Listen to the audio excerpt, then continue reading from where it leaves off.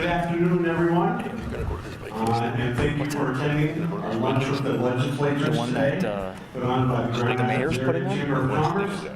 First thing I'd like to do is make sure everyone attends their cell phone, either turn it off or put it on vibrate. That'd be awesome.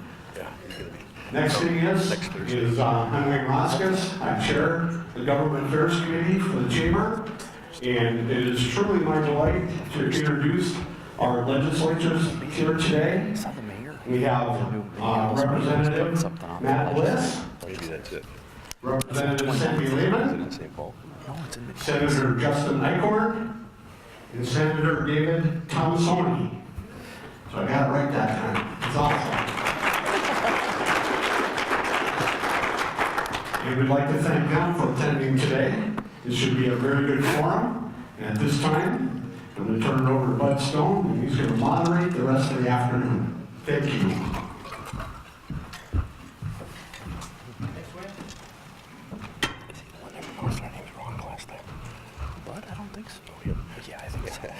Thanks for your time today. Appreciate you coming. It's always a lot of fun to be able to sit down with our legislators and talk to them a little bit before the legislative session. I'll start off with the two questions that are sure to be issued this year.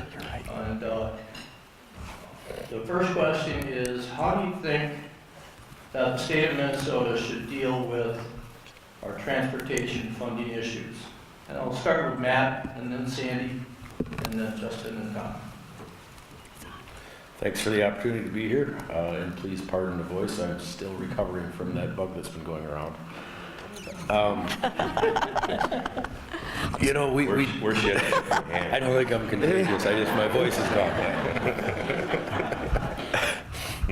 Last year we moved some taxes from auto parts and rentals and leases over to the transportation, and I know it provided a good deal of funding for the roads, and that was my goal was to increase the funding without increasing the taxes we pay.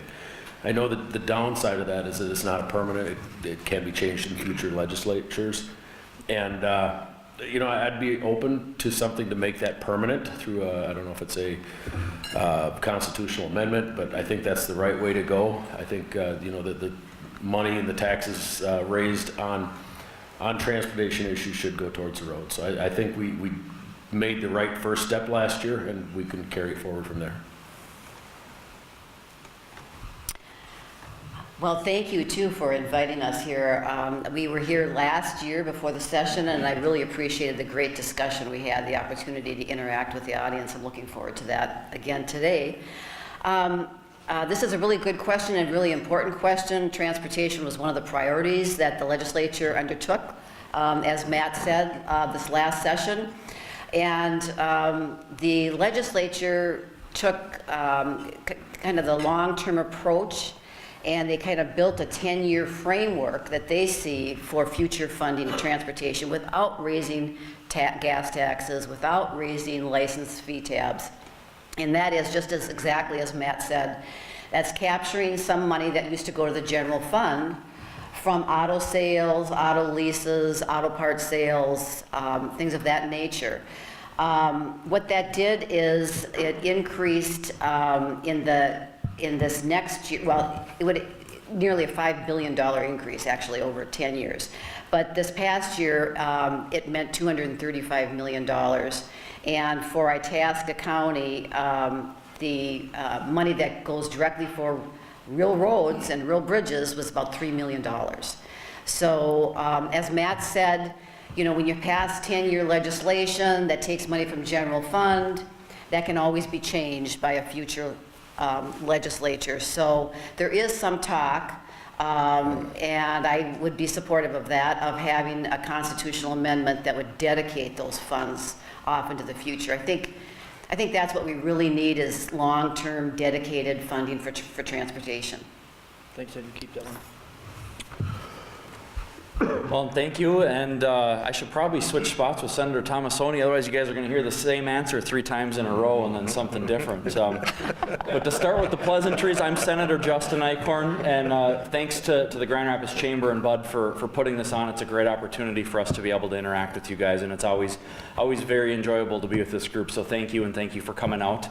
On the transportation issue, again, I do agree with my colleagues, as I kind of just stated. We need to find a way to make sure that the money that we pay for our transportation and in terms of from our sales taxes that we collect on autos and the tab fees and all that stuff, it needs to be dedicated to our roads and bridges. We've done a disservice by rating some of those funds and not using it for roads and bridges, and that's why we're in a little bit of a tough spot now. The thing that was talked about a little bit last year and the year before was, maybe we go the route of a gas tax, and that's not something that I'm in favor of, at least in the short term.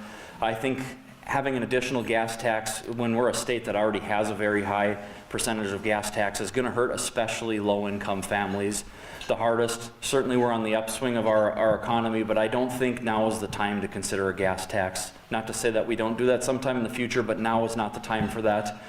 There is also a place in some of our bonding for some bigger projects throughout the state to maybe spend some money in transportation there, but we really need to make sure that we're careful with our funds and use them for what I think the public kind of intends them to be for. When you go to buy your tabs or pay the sales tax on your new car, I think people kind of expect that we're going to spend our money there, and so that's the direction I would like to see us head.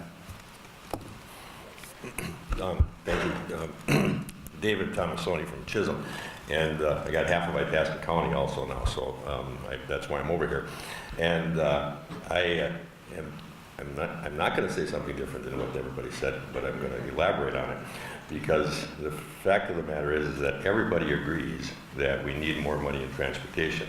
Just don't take it out of my pocket, okay? And that's what the problem is here. Now, what we did with the sales tax that was coming from the providers of auto parts is we took it out of the general fund. And when you take anything out of the general fund, then you take it away from education, you take it away from healthcare, you take it away from all the rest of the things that the general fund funds and put it into transportation. And so if you dedicated that in a constitutional amendment, which probably would pass, you still took it out of the general fund, so you have to replace it. I'm not adverse to bonding for transportation. The issue becomes, how much can we bond? And back in the day of the Plenty administration, there was discussions about how big our bonding bill should be in every 2 years of the legislative session. And so the Plenty administration came up with 3 principles for bonding. And the reason they did it was because back in 1998, we had our first $1 billion bonding bill under Arnie Carlson. And we haven't been able to get past $1 billion ever since. But the needs of the state are up to over $4 billion a year. And so under the Plenty administration's principles of bonding, we have $3.5 billion worth of bonding capacity without hurting our AAA rating from our bonding houses, and we have historically low interest rates right now. So it would seem to me that we could do a very big bonding bill. We're probably not going to. We could do a very big bonding bill up in the $2 billion to $3 billion range. We could put $1 billion of it into transportation and put the rest of it into things like our colleges and our universities. We could fix the problems that we've had in this state for many, many years. And what I'm referring to is the fact that having been on the bonding committee, Justin's on it now, I'm not, because he's in the majority and I'm in the minority now. But as you go around the state on the bonding committee, if you're on the bonding committee for year after year after year, you find out that some of the projects you've seen 3 or 4 or 5 different times because we never did them. We never funded them. And what happens to each one of these projects is not only does the need become greater, the cost goes up. And let me give you my favorite example of what happens when we delay bonding projects. When we delay bonding projects, the Twins Stadium, if we'd have built the Twins Stadium when they first proposed it to us in 1996, the stadium would have cost half as much as it ended up costing, and we would have had a retractable roof. And that's what happens to these projects at the colleges every time we delay deferred maintenance, or every time we delay building a building, or every time we delay fixing a bridge. These things go they go higher and higher and higher. And so at some point in time, we got to decide to let's do a robust bonding bill. Let's actually fix the needs of the state, and let's get things done at the same time. Create about 40,000 jobs with a $2 billion bonding bill. That's not a bad trade-off, I don't think. So anyway, there's a lot of discussion on transportation and how to do it, and the gas tax is the dedicated source, and it goes specifically to it, but it's easily the most controversial thing we've got. Now, what people don't understand is that a 5-cent tax will cost you about $1.50 a month, whereas that bearing that you might blow out because you hit the pothole is going to cost you $500 one time. And so those are the kind of things that we have to consider. Great, thanks. So dedicated funding, constitutional amendment, bonding, maybe a combination of those things, that we could put some money away for transportation in the future. The next topic that I'd like to have our legislators address is getting to be a pretty hot one throughout the state. It has to do with the things that are happening to wage mandates, benefit mandates in Minneapolis, St. Paul, and now Duluth is even considering passing ordinances with that. So my next question, and we'll start with Matt again, is what are your thoughts on individual cities or counties enacting their own workplace mandates, such as wage ordinances and/or benefit mandates? Well, the bill that I'm familiar with is the one that Minneapolis had, and thanks again for picking on me first. I appreciate that. You know, when you get a city, the ordinance that they put through is I believe it was, I forget, but it was a number of hours which actually worked in the city of Minneapolis. And if you did that, you had to pay a minimum wage of X amount of dollars, and you had to get leave. When I worked in the metropolitan area, I ran a staff of 30-some people that supported 3 states. And my offices were based out of Eden Prairie, and I would send people into Minneapolis, I would send people up to Duluth, I would send them down to Winona, I'd send them to La Crosse, into Iowa. To track, if my guy was in Minneapolis for 10 hours a week, he would have to get different benefits than the next guy. That's incredibly burdensome on businesses, and I do not support that, and for that reason alone is the reason why I would support a statewide, I don't know if ban or preemption is a bad word, but the state mandating, not individual cities mandating these. I am a big supporter of local control, and there were some other issues that were suggested down in St. Paul, plastic bags, stuff like that. You know, building codes, everything that you guys work on in the county and the city levels, that stuff's important to keep local. But this wage and benefits, the stuff that's going on right now, it's just such a nightmare for businesses, and I don't have to tell you guys that. I couldn't imagine trying to keep track of my 30-some employees and the number of different counties and cities and states, for that matter, that they worked in. We were based in Eden Prairie, and my company was based out of Atlanta. So it would just be completely a big nightmare. So that's where I stand. And if I could just step back 1 second to something Senator Tomassoni said just a minute ago. He said because we're dedicating these taxes out of the general fund, that money has to be replaced. That's the problem that we have right now is if we take money out of the general fund, it's got to be replaced. We had a surplus that we were trying to. That's money that was taken away from you that was too much. We have the money in the state budget. The money was spent on automobile parts. It was spent for that. Yes, if you spend $500 to replace a wheel bearing, it's going to cost you one time. It's a lot of money. That money's already being taxed out of you. It's not raising anymore. It's not raising any more revenue. And I think that's kind of the problem that we have right now in government is that if we take money out of the general fund, it's got to be replaced. So I'd like to see that attitude change. Thank you. And no disrespect to the senator down there. Different opinion. Just curious, could you raise your hand if you are a private employer that has a payroll, that meets payroll? Okay. Now, will you raise your hand if you would like the state to tell you how much you need to pay those people? Okay, I don't see any hands. I think that our economy is very dependent, especially in rural Minnesota, on the health of our small businesses. Sometimes we think that businesses, when we think businesses, we think of Cargill, and we think of 3M, and we think of Target and Walmart and so on. But most of our businesses, in fact, are the Lensamalas and the Ives and so on, that are running small businesses, Main Street businesses that employ our kids and our families and so on. And we want all of those people to make a good wage, and we want those people to have good benefits. But to have communities mandating what that wage and what those benefits will be puts an undue burden on those small businesses.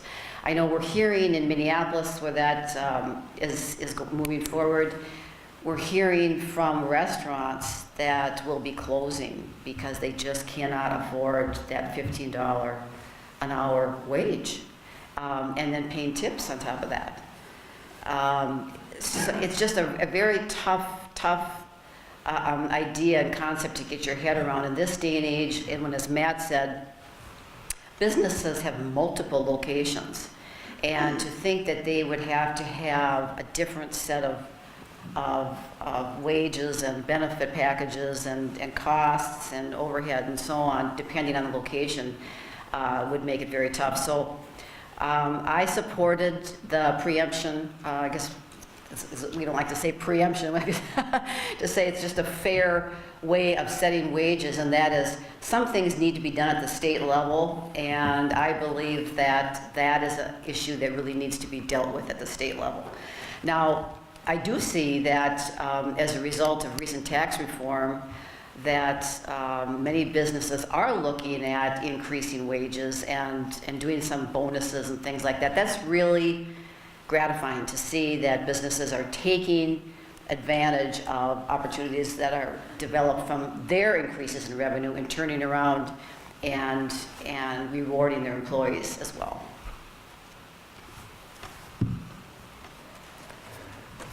Well, I think that we have some very smart city people and some very smart county commissioners, and I think anywhere we can give them local control, we certainly should. They have a great handle on what's going on in the local communities, but there are areas where the state does need to step in, just like there's areas where the federal government needs to step in. Just like the federal government controls interstate commerce, the state should probably control intercity and intercounty commerce. And there's great reasons for that. Think of a small regional shipping company like Speedy Delivery based out of St. Cloud. Now, if there was a patchwork of different labor regulations and pay scales throughout the state, that creates an accounting nightmare that a small company like that might not be able to handle. And then it goes into another part. What if there's some cities that decide to do things you don't like? You could decide that maybe the city of Cohasset decides, you know what, we want to be a right-to-work city. That's the greatest thing ever. And all of a sudden, city of Cohasset's right-to-work. And Grand Rapids says, well, that's the worst thing ever. I mean, you could end up with scenarios like that where portions of a population really don't like something the city's doing, and it could create a tough issue for other areas of the state. What if the city of Cohasset had a $9 an hour wage and the city of Grand Rapids was 10 and Nashwauk was 11, and you're a company based in Grand Rapids, and now all of a sudden you're tied to Cohasset's policies and Nashwauk's policies, and it just creates a can of worms that's a complete nightmare. So that's why it's important in some areas like this. I know we call it preemption, even though people don't seem to like the term.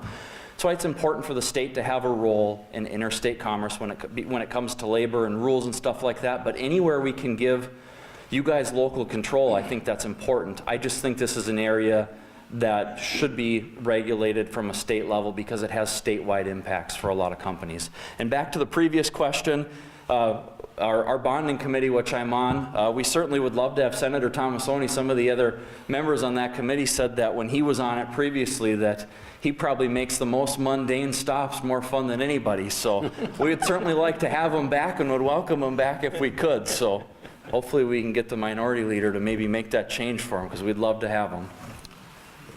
I'm taking that as a compliment, Justin. It is a compliment. I go back and forth on this question because of the fact that we want local governments to control them, whatever it is that they control.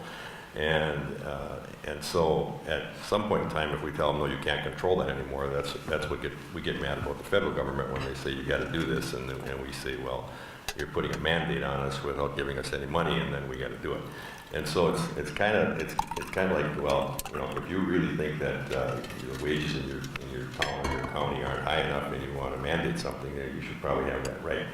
But then I go back to, well, you know, at what point in time do we have consistency, and what can people rely on, and what do people know? So I'm going to give you a maybe on it, because I'm not exactly sure what the right answer is. I know that a city like Minneapolis has a whole bunch of different issues than the city of Grand Rapids. And so should the city of Minneapolis be allowed to do that because of the different types of groups of individuals that they have there, the poverty that they have, the trying to get people out of poverty type of issues, the housing issues that they have? Is it a better way for people to actually be able to grow in society? And so it might be one of these kind of things that for Minneapolis it's appropriate, for Grand Rapids it's not. And so I don't know that I think the reason we don't like the word preemption is because we don't really know what it means. And so that's why we don't say it, but at the same time, it's in there, and so we go back and forth. Now I got to get back to the general fund, because you do have to replace the money in the general fund, believe it or not, because what happens is when you take money away from the general fund, it's been dedicated to somebody during that particular budgeting year, and so somebody's not going to get their money. And in fact, just to give you an example of how the state of Minnesota's budget has grown, I hate to admit it, but I'm in my 25th year in the legislature, and the budget in 1992 was about $25 billion. Today it's around $45 billion, and it's going up because the needs of the state are constantly going up. And if we actually wanted to do transportation honestly, instead of saying we're going to take the sales tax from things that are generated by auto parts, we would just say, put $500 million from the general fund into transportation. And then everybody would know exactly what the number is, because you don't really know how much money the auto parts are going to generate each year. In some years it might be more, in some years it might be less. So the fact of the matter is, all we did was do a shift. Now, should we do transportation out of the general fund? You know, that's a good question, because it might be appropriate. And especially in a year when we have a surplus, it might be even more appropriate. But then you get to the next year when there might be a deficit, and you say, well, now where do you cut? And so those are the dilemmas that we run into by not having dedicated sources for transportation. But like I said, the gas tax is a dedicated source. It's just a very controversial one. Thank you. Those are two pretty interesting subjects to start out with. I can tell you that both of those are on the Minnesota Chamber's priority list this year, and our federation will be monitoring the results of what happens at the legislature with them. For the next hour, for sure, we're going to take questions or comments from the floor, and I'll ask Nicole to come up, and I'll give her the microphone so that she can make sure that your question or comment is heard for the media and for the legislators. I'll remind you that this is a very orderly process, and you need to be recognized. So if you have a comment or question, please raise your hand, and I'll recognize you, and then Nicole can give you the microphone. What if there's no questions? Can we then go? Or? Yeah, no questions. We have seconds if there's no questions. That's good food. That was good food. Okay, first comment question, Mike Giles.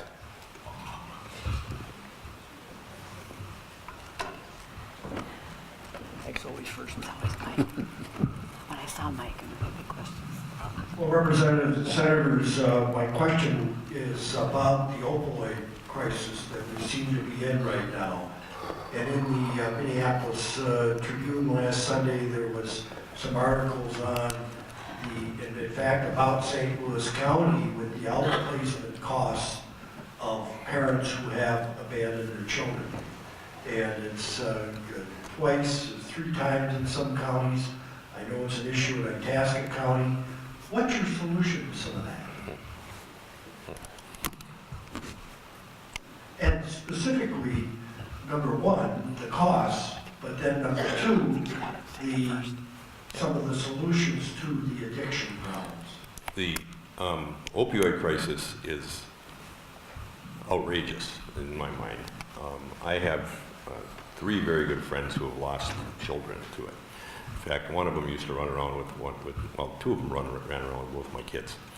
And it's a scary situation. And then when you see in the paper that doctors and hospitals are saying that they may be the cause because of overprescribing, you start thinking, oh, well, there might be a way to stop it if they can figure out how to do that.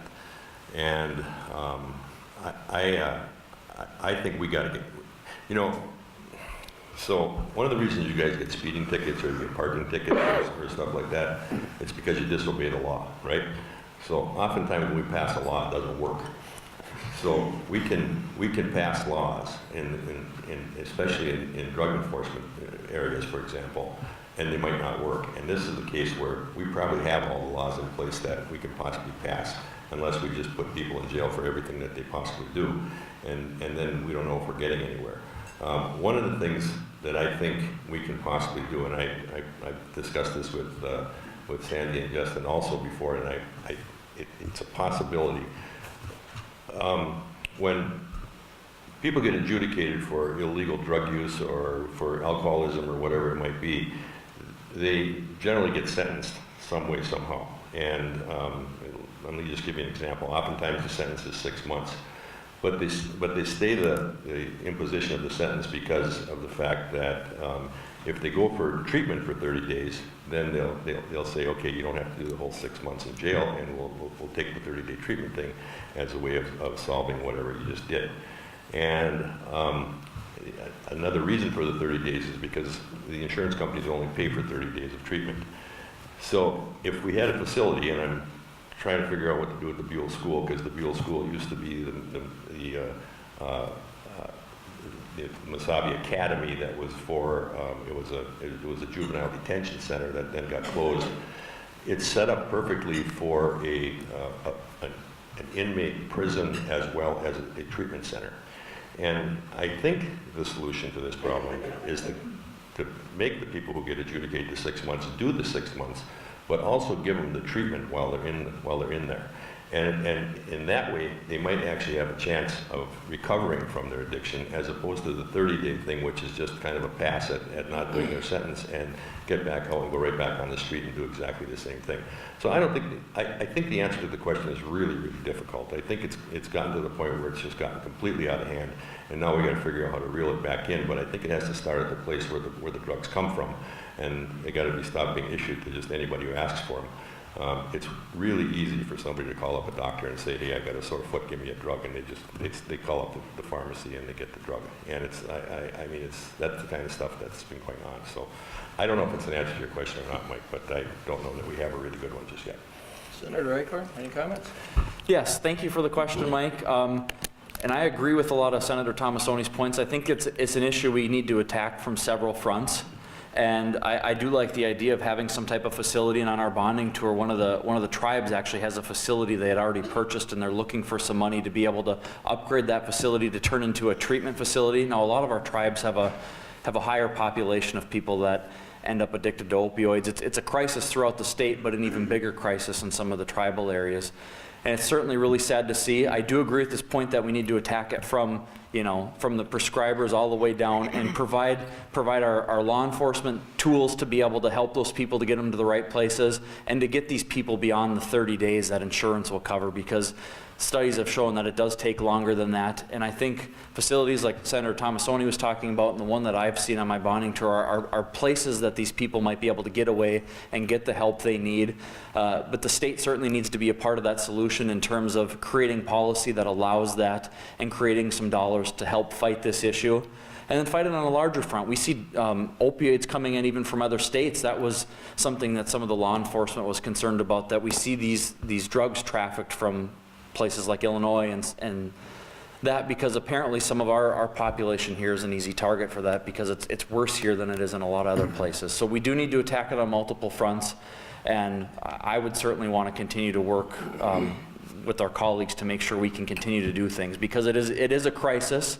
There is no magic answer, but we do need to do better, and we can do better. Sandy? Yes, thank you, Mike, for that question. Last year was my first year in the in the legislature, and the opioid crisis was relatively new in the discussion. And I think that in the past year, we've made a really good start in educating everybody that this is real. And this has gotten out of hand. So that's step one, because usually that takes years to accomplish, and that has, I think, ramped up relatively quickly, and it's been acknowledged at the federal level, and it's been acknowledged here at the state level. A colleague of mine whose office just down the hall, Representative Dave Baker, lost a son to this crisis, and it's actually why he ran for office. He has really taken this up as his cause. He doesn't want other young people in their 20s to die because they got addicted to prescription drugs. So, but I also remember sitting in caucus in the most heated discussion, the longest discussion I remember last year was on this issue, because it's not easy. We were talking about writing legislation that would impose certain requirements on physicians to share information. And that gets into a whole nother, when you're talking about sharing healthcare information, it's very, very complicated. But I think that there's multiple points. I appreciate Senator Tomassoni and Senator Eichorn talking about a treatment center. That's part of it. I would acknowledge also it needs to be nipped in the bud at the point of sale. And so the pharmacy companies need to acknowledge, and they are now, that in fact these drugs are addictive. And then the physicians and the dentists and the providers that are handing them out need to hand them out in small doses, not in bottles of 30 pills. All of that is part of the equation. And so it's going to take, I think, attention on the national level, and it certainly is getting lots of discussion here on the statewide level, because as Senator Tomassoni said, we all know people who have died as a result of this, and it's very sad. Thank you. Well, I worked up on the Red Lake Indian Reservation for 10 years, and I've witnessed a lot of the problems they have up there, but I don't want to, by no means is this limited by your income level. It affects everybody. And one of the benefits of turning 50 and growing old is your body starts to fall apart. And I've had a gallbladder removed, and I've had carpal tunnel surgery. And they were 2, 3, 4 months apart, I don't remember. But when I went in for my, my carpal tunnel surgery, they prescribed me another 30 pills of Vicodin. And I said, well, I just had that surgery. I only took 2 pills out of my last prescription. I'm fine. Oh, no, just take it. Just take it. So we need to address the overprescribing. I understand, the doctors need to treat the pain of their patients, but when you have a patient telling them, I don't need it, and they prescribe it anyway, that easily increases the availability on the black market. One of the things, I just met with the folks in March. It's the Minnesota Association of it's chemical health providers. And we discussed this issue, and I think one of the underlying issues that doesn't get addressed, we're talking the treatment, and we're talking the overprescribing and the penalties, and I think really on a lot of these issues with chemical health, a lot of the underlying issues are mental health issues at an early age, and I think if we can maybe start to address that earlier, we by no means can throw away a generation. We need to address this, but I think the mental health underpinnings of this and other issues need to be addressed. The continuum of care after rehab. When I was younger, I knew some friends that had to go into rehab, and it seemed like they just met new friends and party friends and new dealers when they went in there. And it's being addressed now, where they're starting to continue the care after the rehab, and that's something that's very, very important. We can't just turn them loose. We can't just throw them in jail, let them do their time, and get the heck out of here and have fun. So we need to continue that care afterwards. So that's my thoughts. Thank you. Next question, Burl? Thank you for coming first I'll off. start with you this time. Opioids is a big deal. Out-of-home placement, child, talk about children here. Yeah, ooh, sorry, apologize. Out-of-home placement, child protection. I was at a meeting last week where St. Louis County told me that they're at 11.7 million and 7.2 million is related to drug-related. Here in Itasca County, out-of-home placement right now, we're running a little over 5 million. Our counties have a hard time. This is a growing deal. Tell me, how can you guys help us? This will, you know, I have other counties, Beltrami's at 12 million. I mean, it's gonna bankrupt us. And half of it's because of our drug problem. So, any help that way where we can get more assistance, more money for out-of-home placement? Thank you, Burl. Commissioner Ives, I should say. And when I first arrived, I had a conversation with Commissioner Snyder. And because we are having these discussions all the time, you know, the Health and Human Service budget is the leading, you know, expense item at the state level, and it's the leading expense item at the county level. And so it's a combination of providing immediate relief in the way of funding and getting at the source of the problem. If you have a growing out-of-home placement cost, you need to identify why that is. And if it's a drug issue, we need to tackle that as we're talking about right now. If it's a mental health issue, we need to tackle that. One of the things I learned last year, and I had ongoing discussions during the session, and I am continuing to have ongoing discussions, is our need for some sort of mental health facility in this region. We used to have large mental health institutions and hospitals, and we closed those down, but we never replaced it with a system that works. And so we left people out on their own, and families on their own with no solutions. The mental illness situation doesn't go away. It's been with us. I'm just reading a book right now about Rosemary Kennedy, and it's just so sad. You know, back in those days, they really didn't know how to deal with people who had mental disabilities, and the people that were mentally ill and people with disabilities were all treated the same. And so thankfully we've improved since that, and we can make earlier diagnoses and we can identify some issues, but we don't have a place for people who cannot stay in their homes.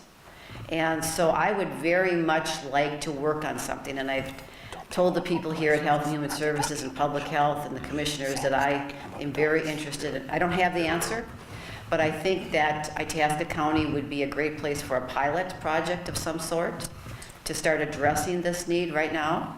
And I think that the legislature may be open to something like that.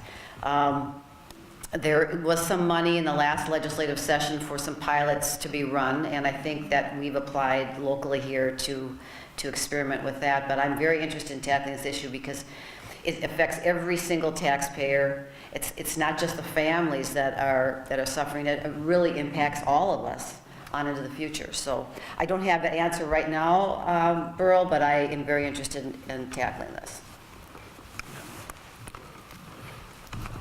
Well, I know, and I believe it was Senator Eichorn's bill for the ICWA last year, and I know that was a help for some of the counties, and it was a drop in the bucket. I understand it's a start, and we just sat through a Beltrami County meeting, the commissioners meeting just recently, and they put the numbers on the board for us, and it was kind of an eye opener of just exactly how close they are to bankruptcy, and it's this one issue that's really causing it. So I think.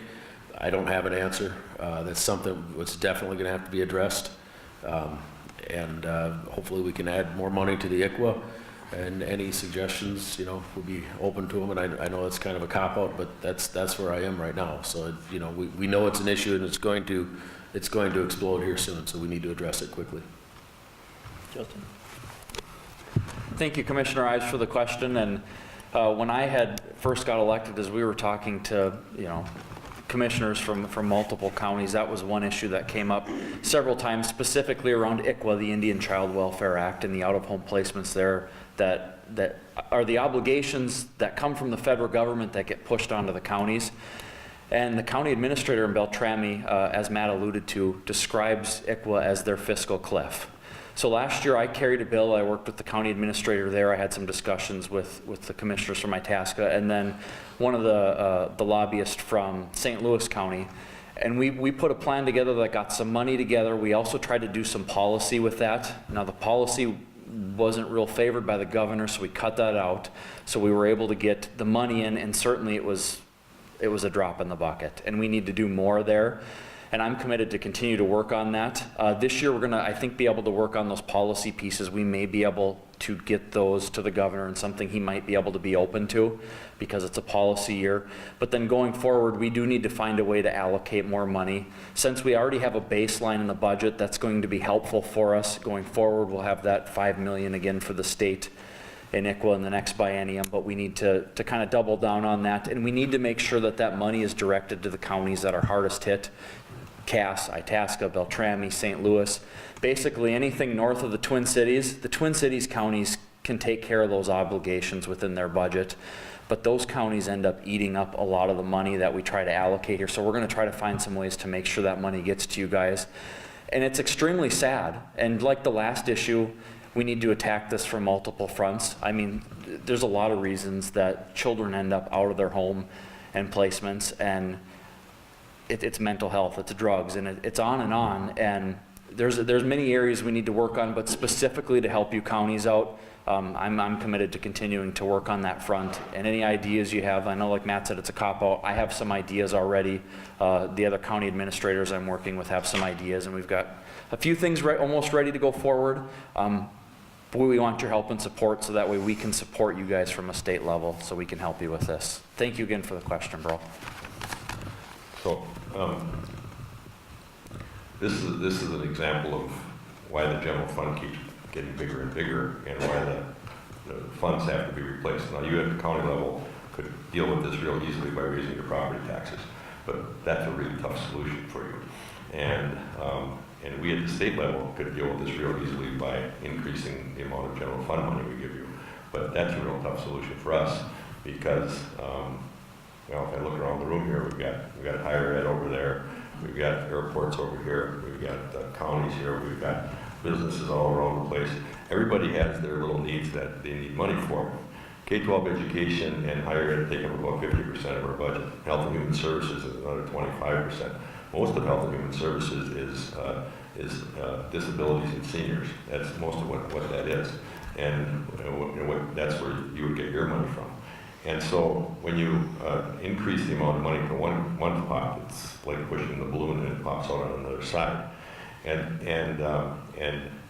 to be probably very frank about what's going to happen in this legislative session, we're probably not going to do anything, because we budgeted in the last legislative session for 2 years.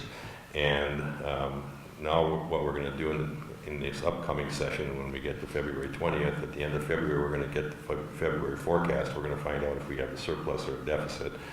We have a federal tax bill that we are probably going to try and conform to, and try and figure out exactly how that affects the state of Minnesota.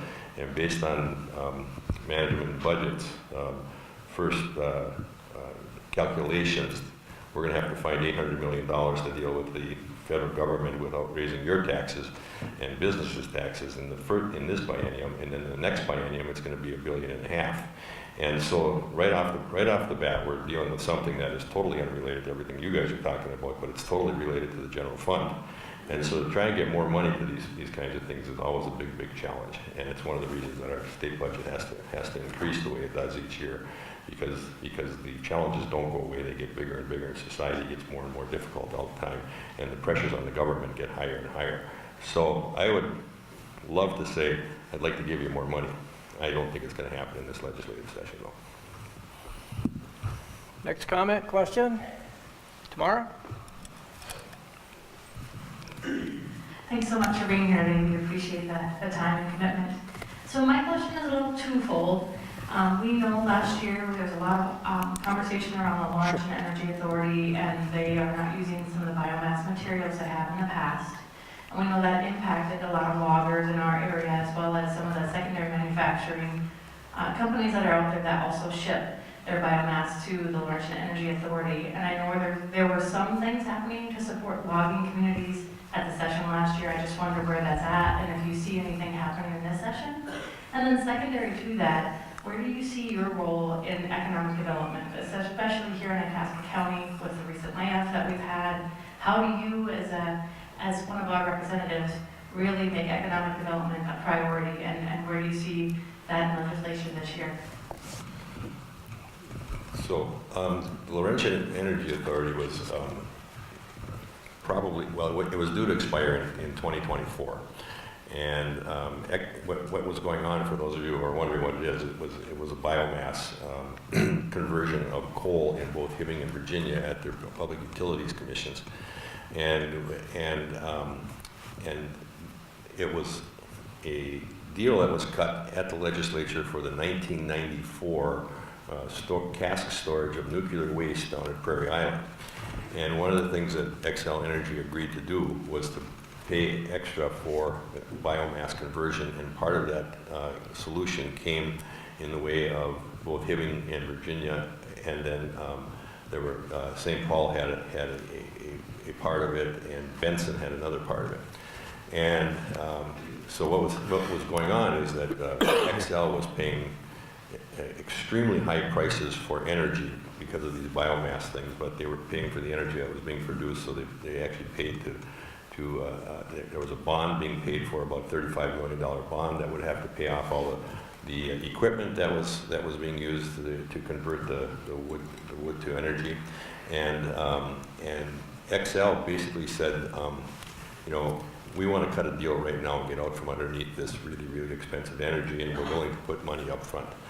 And so what the final deal ended up being about $142 million, and to pay off the $34 million bond, and then to give both Virginia and Hibbing some money. And the loggers, in my understanding, got taken care of very, very nicely. In fact, they got some cash up front for things they didn't do, and they can move on very, very quickly, as I've been told.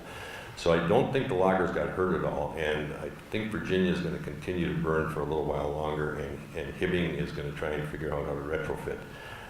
Benson, on the other hand, had some loggers bringing some stuff in. They also had turkey manure that they were using, and their issue was that XL wholly owned the place. And wait, I got that wrong. Some investors out east wholly owned the place, and they were going to sell it to XL, and XL was going to shut it down.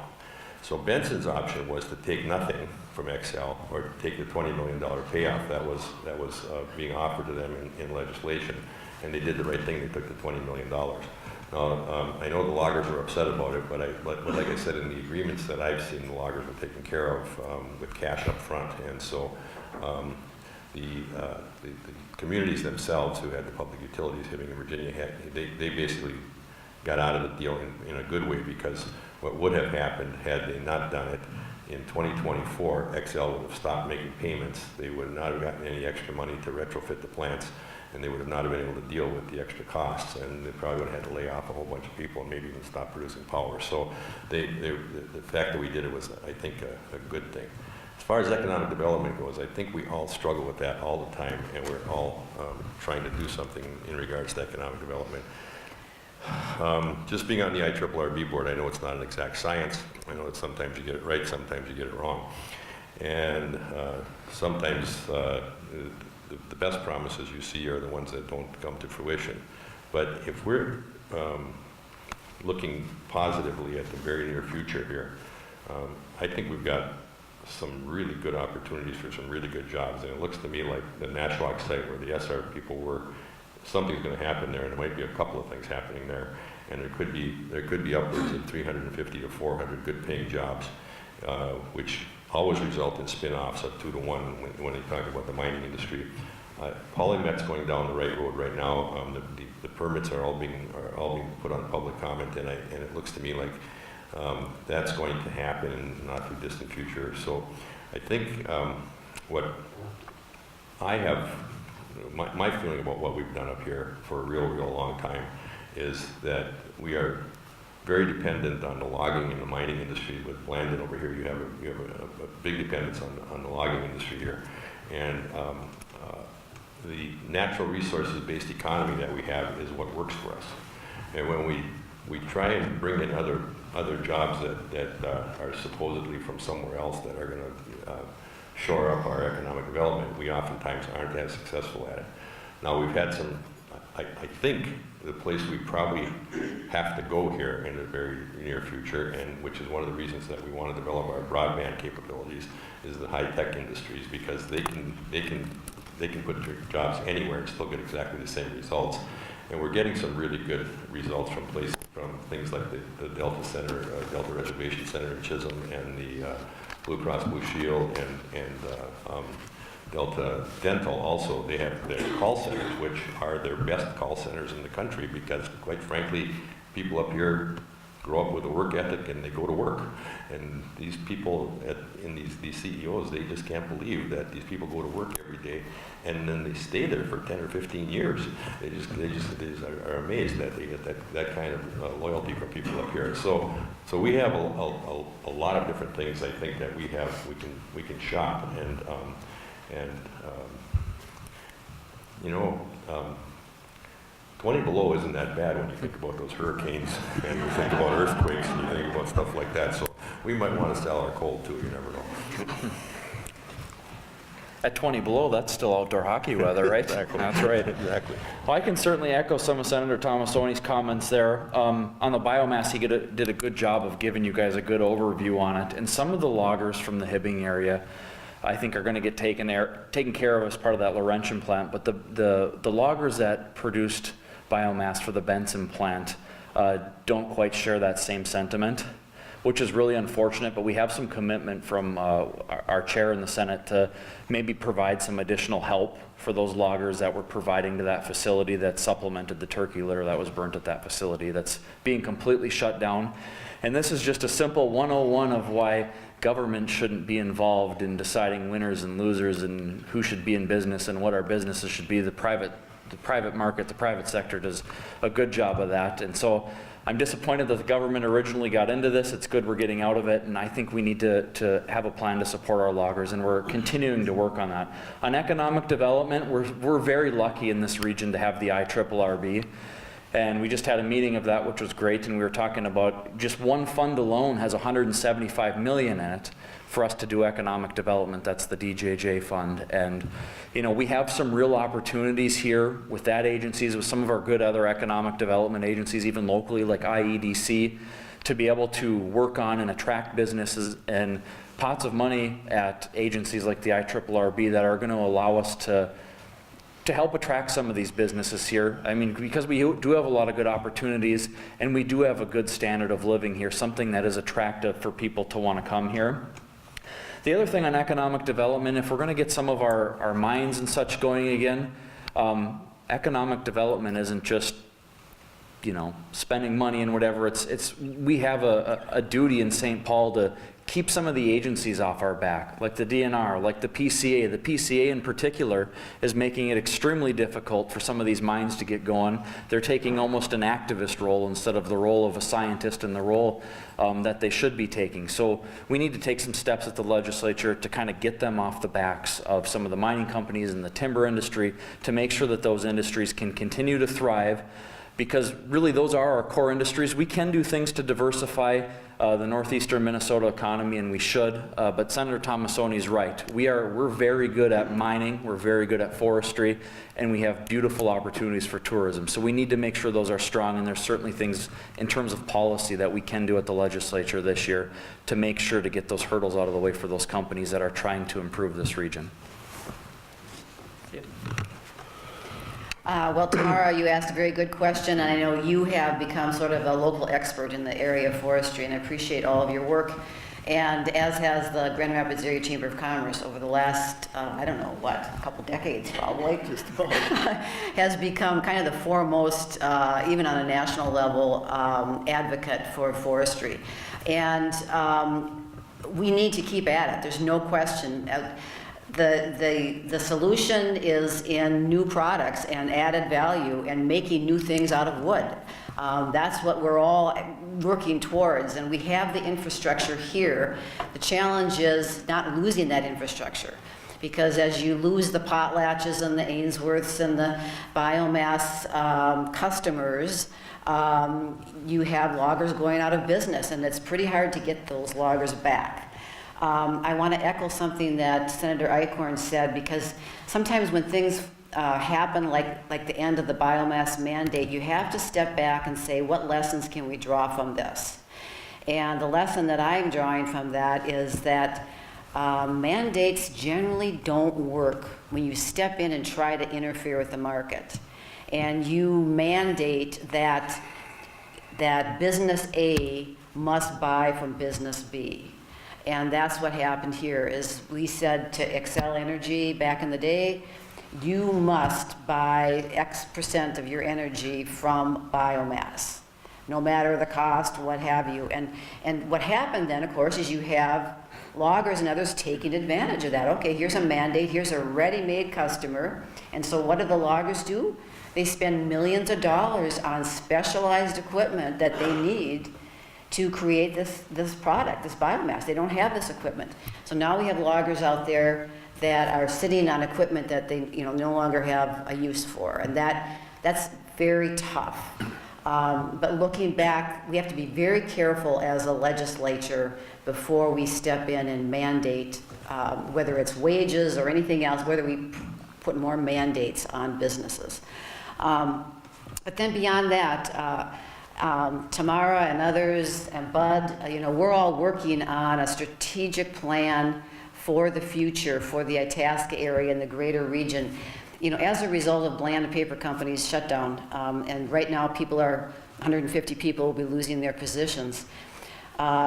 We are taking advantage of that crisis and the loss of jobs with magnetization that are coming back now, but people are still out of work, and loss of jobs at Minnesota Power and some of these natural resource-based jobs, and saying, what is our strategy for the future? Let's pull our resources together and work in alignment towards that future. I'm really excited by that.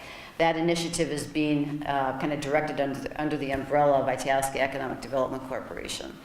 And so I have high hopes, Tamara, that when we have a downturn like we're seeing now in paper, that together we say, okay, what's the next product? We've got the woods, what's the next product? And then just quickly, what can we do as legislators? I am really pleased, because I think you might have noticed, and I see people here from the Iron Mining Association can probably attest to this, is we have let up on the regulatory hardships that we were imposing on some of our industries.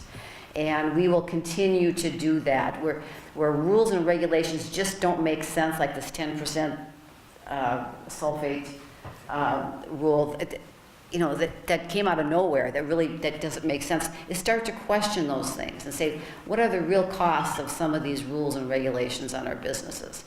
And I think at the federal level and at the state level, we are doing our best in that regard. That's something that we can do, is make it easier to do business. Well, on the biomass issue, I think it's been covered fairly well here. I do know that it's not just an industry issue. I know that the turkey farmers in southern Minnesota, it's hitting them pretty hard as well. So it is getting some attention. I think it's being addressed properly at the legislature. Economic development, what can we do to help? Sandy and I really fought hard to get some broadband funding in this year. One of the things that was being pushed is a reason that we didn't need broadband funding is this satellite technology that you can download it now 25 to 50 meg or whatever it is. The high-tech field, I have 31 years in technology, and we send a lot of people to work at home. It's called telecommuting. And now with the technology the way it is, you can collaborate. I could be an engineer for Microsoft and collaborate in real time with folks in Seattle and be based out of Grand Rapids. There's a trend in the tech field now called onshoring. I'm sure you've heard of offshoring, where software developers in India were so inexpensive, we'd send all of our software development over to India and get it developed. Well, it's the tech field or tech industry is starting to notice that rural Minnesota, like Senator Tomassoni said, we have good workers up here. We have hardworking, intelligent people up here. The cost of living in Grand Rapids, Bemidji, Hibbing is lower than it is in Minneapolis and Seattle. And with the technology the way it is, why not do some onshoring and farm out some businesses to local economies like ours? You know, last year we invested in roads, infrastructure. That's a great way to help you guys. Small business taxes, we can help lower those. And biggest of all is just get out of your way, like Sandy was saying with some of the regulatory issues. You know, we need to make sure we have good regulations and regulatory rules coming out of St. Paul based in common sense and good science. And I think what we were seeing before is they were making rules, it seemed to me, just to make rules, and that's not good for business. So we're going to try to put some brakes on that, but still do it in an environmentally friendly way and common sense way. Other question, comment? Who's over there? Hi, Mike.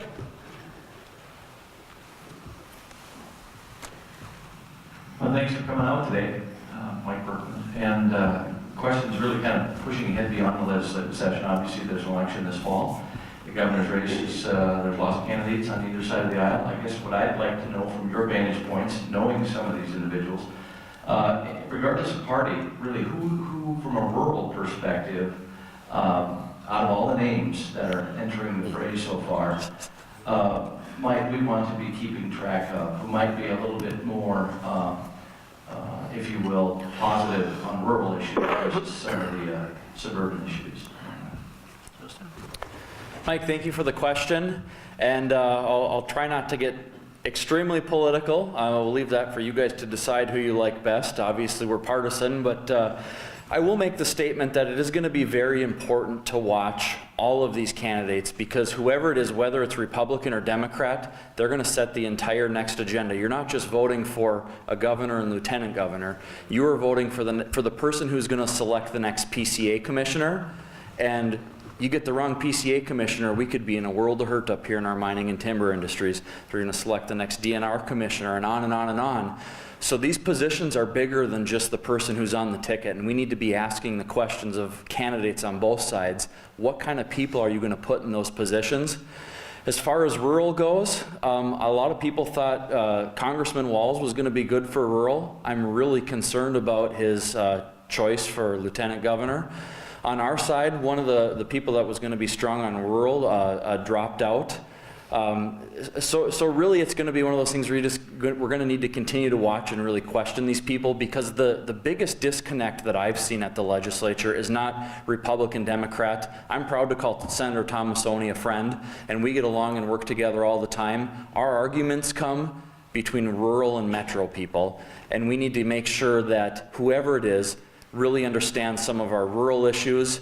And if the gubernatorial candidate at the top of the ticket is a metro guy, it's very important that there's a rural person that can really help pull that along. So I don't know if that directly answered your question. Probably not. It beat around the bush a little bit, because ultimately it's going to be for you guys to decide. There's some good people on both sides, but we're going to need to be cautiously optimistic and continue to watch. So I'm not running for governor. Otherwise, I could tell you who to vote for. And I don't know. I think Justin did a good job. That's not an easy question to answer, especially right now because there's so many people in the race. I think we just have to make sure that the people that we talk to get some kind of commitment to our area of the state. Look. It's taken us over 10 years and over $150 million to get PolyMet going in the right direction. I know we have wonderful environmental laws, and that's a really good thing, but we can overdo it, I think. And quite frankly, that's probably something that could have been done in a couple of years as opposed to the 10 or 12 years that we're going through. But the fact of the matter is that we had to go through this. We got our iron mining industry, which is going through some challenges. I mean, you just probably saw the Mintech permit was being denied by the MPCA. And the wild rice standard is a huge issue. Sandy touched on it, but this thing is a solution looking for a problem. And I'm glad you served Italian today, but if you hadn't served Italian, I got a funny feeling wild rice would have been on the table. And so it's one of these kind of things that in 1973, for those of you who don't know what this is, in 1973 there was a rule was promulgated in the state of Minnesota that made discharges of water in wild rice areas that had to be at 10 milligrams per liter of sulfate. And the way they got it was that some guy had been paddling around in southwestern Minnesota in 1943 doing some experiments, and they called him up and they said, what do you think the standard should be? And he said, put 50, maybe 10, put 10. And that's how they got 10 into the rule. Now, it's also in the Clean Water Act because it's in the state rule. And it has never been applied to any of the permits except for one or two over the whole time from 1973 until 2009. And then all of a sudden, somebody brought up Polymet and said, what are you going to do? And Polymet actually said, well, we'll use reverse osmosis so you don't have to worry about it. Well, reverse osmosis costs Polymet probably about $100 million more than what they would have to do in order to construct it. They also are calculating that it's costing them another $250 million in guaranteeing future expenses because of a sulfate standard that if we enforce it, we have absolutely no idea if the wild rice will grow better, and we have absolutely no idea if there's going to be a better crop. The one thing we know about wild rice is that if there's too much water, the wild rice doesn't grow, and if there's lots of vegetation around the places where the wild rice was growing, they take away the nutrients from the wild rice. They've proven now over the last 4 or 5 years that sulfate doesn't harm wild rice unless it gets up in very, very high numbers. And 10 is in the permit. We're talking 2,500 up is where the sulfate might start harming wild rice. And so they came up with a conversion that in certain instances sulfate is converted to sulfide. And sulfide can harm the wild rice if it's in the water, but the sulfide is down in the dirt, so it doesn't harm it. Plus, they had to generate that particular thing in the laboratory and have a very hard time finding it out in the wild. And so we're looking at coming up with a solution that we have absolutely no idea if it'll help the wild rice, but we do know it'll cost our municipalities and our industries billions of dollars to comply, which is why we're probably going to try and stop it in the legislative session. No, I don't even know why I got there. But anyway, and I have to make one more little comment as long as I want it. And we talked about natural resource-based economy. Remember this: there's like 39 little minerals in this little baby right here. Okay, not one of them just falls out of the sky and magically shows up in the phone. Somebody has to actually mine them, right? So we not only are a mining area up here. If it isn't mined, logged, farmed, or drilled, it probably doesn't exist. Just about everything has to come from the earth and then be processed into something else. And our windmills those are great big steel poles, right? They're made, somebody mined the ore in order to make the steel. The copper turbines in there's 4.5 tons of copper in a windmill.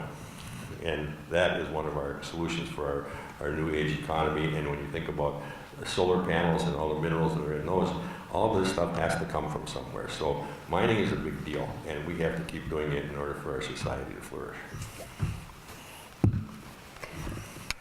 And I forget what the question was now. Who do you like for governor? The question is who's running for governor and who should we watch? This really is, I think, Justin, you laid a really good platform for this without getting us into too much trouble. Tomassoni took us into the weeds Yeah. with the wild rice. We forgot the question, but who should we be watching? It's interesting. I hope that this is taped someplace. But right now, today, the Center for Rural Policy and Development is sponsoring a governor's candidate forum with all 9 candidates for governor, DFL and Republican. And it's going to be kind of a different format. They're going to be interviewing them one at a time on rural. What is their position on rural? What are they going to do for rural? So I'm hoping to get a tape of that and be able to watch that because we really need to pay attention. we don't have any candidates right now from rural for running for governor. They're all from the metro area. And I grew up in the metro area, and until I moved here, I didn't know what it was to live in rural. I remember driving up here in my early 20s and thinking, how do these people make a living? And, it's all tourism and fun and things. And then you get here and you realize the reason that Grand Rapids is the wonderful community it is because people are making a living. 365 days a year we're making a living, but it's tough. And if people don't understand that families, healthy families, are having good quality life here, they can't help us continue that way of life. And so what difference does it make in the governor's office? Justin just talked about every single commissioner that's appointed, not to mention all the other staff that follow him. They're not free to go their own direction. They follow the governor's leadership. And what does the governor do in our case? Well, he's very involved in deciding who gets mineral leases, what kind of land is available for development. He's very involved in how his regulatory agencies operate. He's very involved in looking at what kind of funding broadband gets for rural communities. He's very involved in thinking about equalization for school funding. And how do people get their health care in rural, and how is that different from how people can get their health care in metro? So there's just a whole host of issues that have a rural component to it that need to be understood. And so it's up to us to ask those questions of our candidates that are running for governor and pay attention and vote for the person who's going to be representing you well. Well, who thought you'd get entertainment with lunch? Now you get to watch an overweight, middle-aged man tap dance.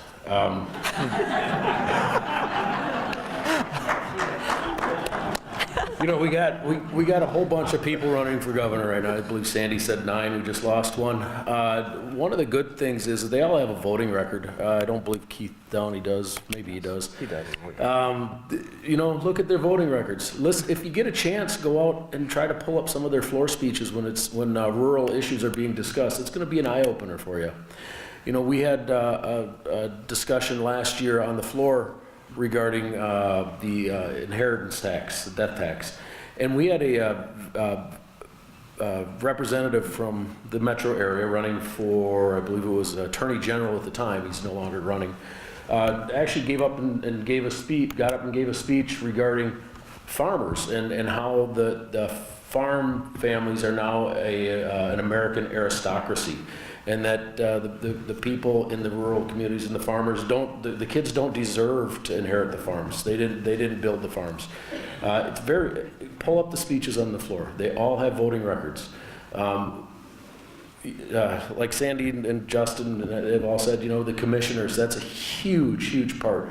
If you listen to their floor speeches and if you see their voting records, you're going to understand what kind of commissioners they put in place.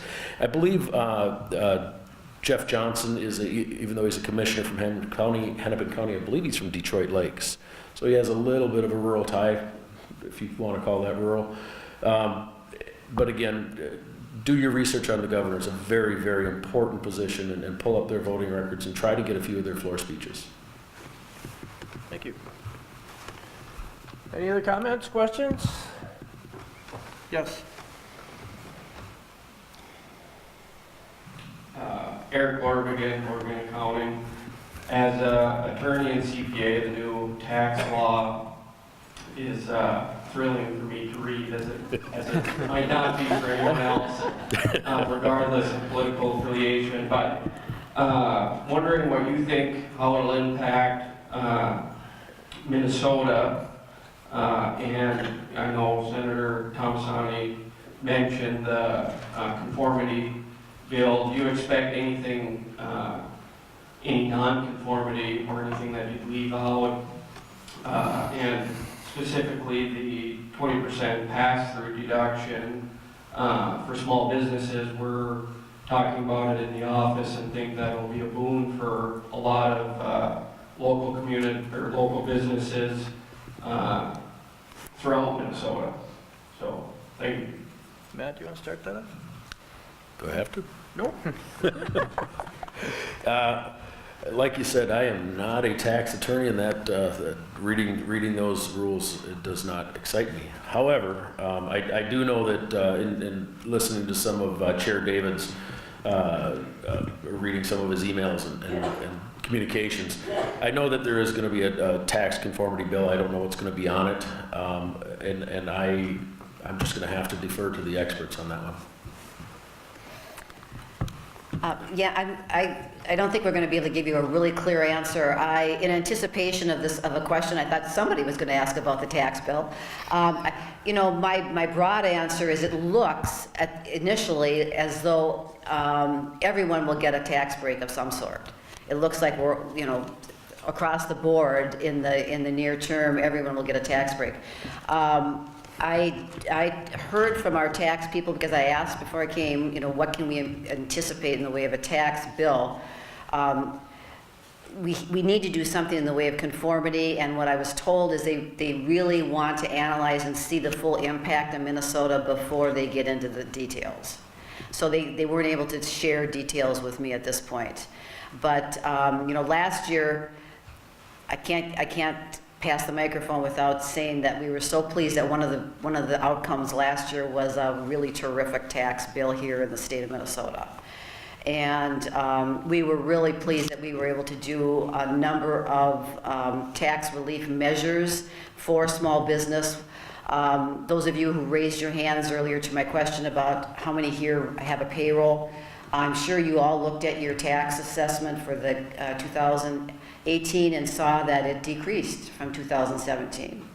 And that's because maybe your valuation went down, but you had 100,000 of your valuation written off completely as it relates to your federal property tax. We would like to eliminate that completely at some point down the line for our small businesses. And we also froze the escalator on that particular tax. And then I'll just mention the other thing that many of us, I'm looking at our county commissioners, we probably talked about this way too much, but the tax bill did contain the SFIA, that's the Sustainable Forest Industry Act. What's SFIA? Industry, not act. Yeah. Sustainable forest. I thought it was Incentive. That's good.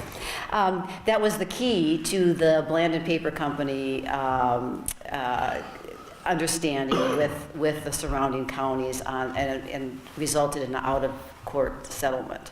So that was just key to be done, and we're so glad we got that done in this last tax bill. But I don't expect a big tax bill. I expect some conformity measures, and we'll know more about that when we fully understand the impact on businesses and families here in Minnesota.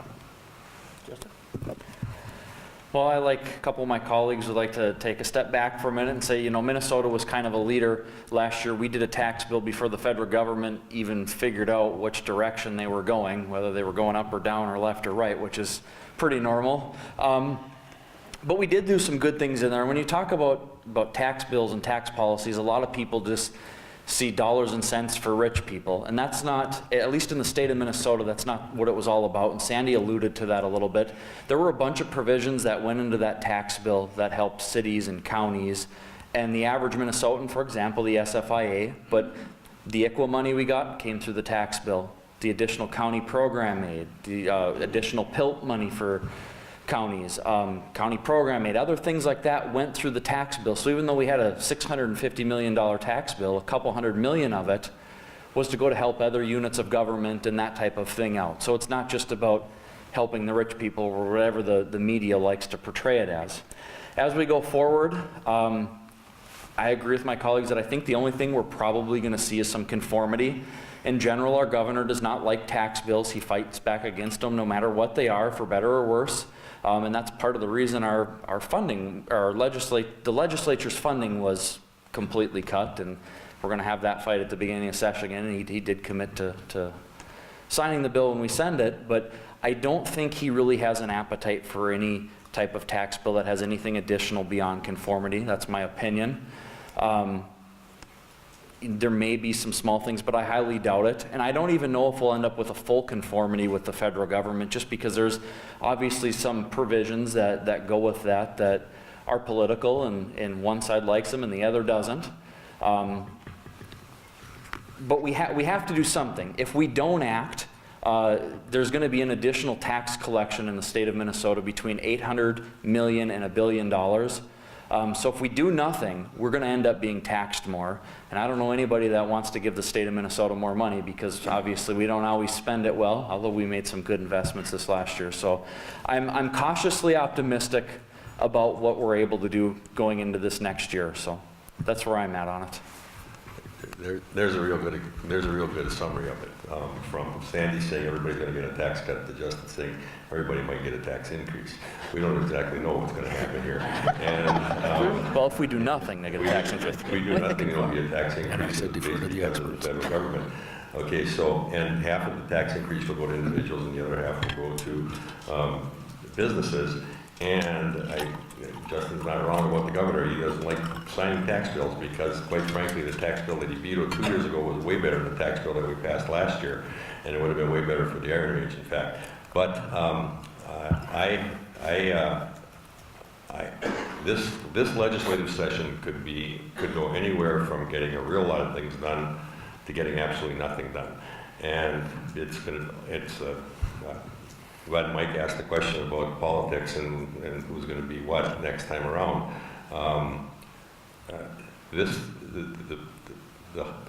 House of Representatives is up every 2 years, and so much of what they do is dependent on election politics. And they have a much harder time taking a vote sometimes than the Senate does, because we have a 4-year term, and so oftentimes you forget what we did in the first 2 years of our term. But whereas they are up for election every 2 years and people don't forget. So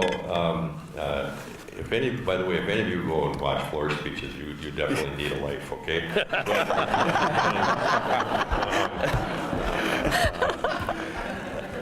So I'm glad you're reading that tax bill, because I'm not going to.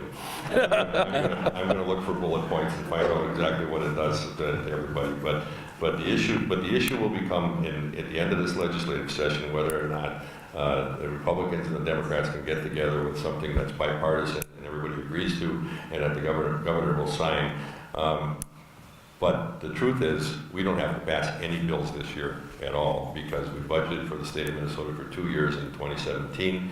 And if we don't have a tax bill this year because of politics, that's a very real possibility. It's possible we don't have a bonding bill this year, which would be very discouraging to me if we don't have a bonding bill, because whoever asked the question about economic development, that's always a big deal for economic development, whether you feel it or not. If you get several $1 million into an area like this, whether it was the Reich Center or whether it was the Itasca Community College or what it might be, it's a big deal for the people who would not only end up working at those places, but who actually build the places while they're doing it. And so I'd be very disappointed if we don't have some good bills this year. And you guys all asked some really good questions about all kinds of different things here that we actually could address in the legislature if we had the political will to do it. But this, like I said, is an election year, and people are going to be very, very sensitive to election year politics. And so what ends up happening in a legislative session is a flip of the coin. Great. Last question of the day, and then we'll adjourn this part of the meeting and give you folks time to visit individually with the legislators. Leonard? Lance Salma, small business owner, for you guys that don't know me, and I think everybody here that does know me knows that I'm pretty conservative. Nonprofit. But I don't have a question, I have a comment. I keep hearing we shouldn't raise the gas tax, and I don't like taxes any more than anybody else. But as a business person, I know my utilities are going to go up, I know my rent's going to go up, I know my heat's going to go up, and I have to dedicate money for that. We know we have a transportation problem, for our roads and our bridges. We know we're behind. We know those costs are going to continue to rise. I think the legislature should buckle down and raise that gas tax. A couple of reasons that I think would be effective. Number one, the gas prices are so volatile. 3 months after you pass the tax, people would have no idea how much of those ups and downs were part of the gas price anyway. We go from $3.29 to $3.69 to $3.49 to $4 so fast you can't tell the difference. And the other thing that I think people forget is our general fund is paid by taxes of all Minnesotans, whether it's corporate, income tax, whatever it is. But gas tax is paid by people who come to the state also. So a certain percentage of that is even paid by us. When we travel, we're paying for somebody else's expenses, but all those people that come to their state are paying our additional gas tax. And every time you, especially to the east, if you leave Minnesota, their gas prices are already higher because they're paying more taxes already. So that's just my opinion. Might not be popular, but you gotta pay for it. So let me expound on that, because is that the socialist finish in you? So anyway, no, that was and from a conservative also. So, but just so you know, that the last time we raised the gas tax was 2005. And on the day that the gas tax, it was a nickel, and the day that the gas tax went into effect, the price at the pump went down 17 cents. So you're exactly right, nobody even knows. And it's one of those things that bounces around. And here's my other fun story about the, so sometimes you go in these places and you get this nickel, you get this nickel coupon for, nickel a gallon. So one day I went and filled up my tank, and I was at this Holiday Station store, and I had this 5-cent coupon. So I danced into the store and I flopped my coupon down on the desk, and the guy gave me 45 cents back, and I said, not that big a deal, is it? Justin, any comments? Small business owner and my neighbor. Len and I are neighbors, so I'll try not to make them mad. I appreciate your sentiment and your comments there, and it's something we'll certainly take to heart as we go forward. Any type of tax increase, especially for conservatives, is a hard sell, as you alluded to.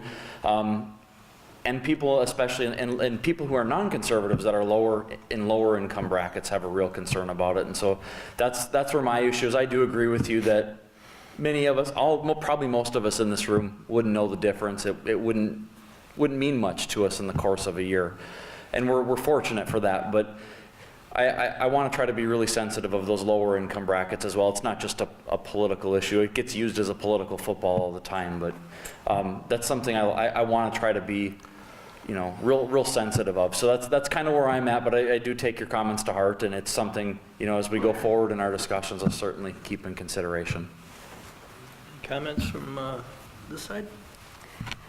No, I just want to say that if Len Somla is asking to spend more in taxes, I'm taking note. I appreciate the sentiment as well. My concern is that we raise a tax here. Oh, it's nothing. Don't worry, it's only a nickel. It's only a nickel. We'll raise a tax over here. Oh, don't worry, it's only a nickel. Well, pretty soon it adds up, and by golly, last time I read it, I believe Minnesota's the 4th highest tax state in the union. And I agree with you. We need to dedicate the funds. It needs to be a set aside, and that's why I would support something to make the taxes that we added permanent. And to your point, where the people coming in pay the taxes as well. The car leases, car rentals, those taxes would be going to that, and those are visitors to our state. So, and I do appreciate it, especially coming from a conservative business owner. It does have some weight. So, and I do appreciate it. Okay. So, and with that, we'll end this portion of our meeting today. Appreciate everybody coming in here, and I want to thank our legislators for the great work that they're doing, their support of our economy, our rural economy, our school districts, and the other things that are so important to our way of life in northern Minnesota. If you would join me in giving them a hand, and then we'll close the meeting.